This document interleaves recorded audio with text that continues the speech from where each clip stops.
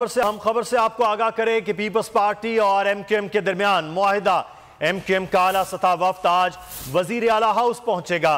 खालिद मकबूल सिद्दीकी की सरबराही में वफ्द मुज़ाकरात करेगा। आसिफ जरदारी ने वजीर आला को अहम हिदायत भी दे दी हैं।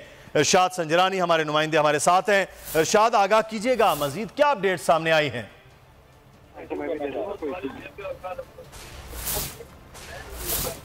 इरशाद संजरानी से हम तफसीलात लेते हैं, लेकिन आपको बताएं कि पीपल्स पार्टी एमक्यूएम के दरमियान मुआहिदा। एमक्यूएम का आला सतह वफ्द आज वजीर आला हाउस पहुंचेगा।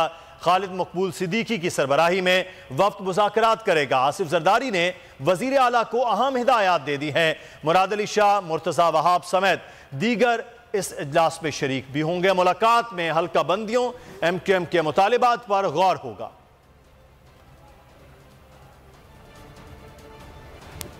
कराची से खबर आपको दें कि नाज़िमाबाद में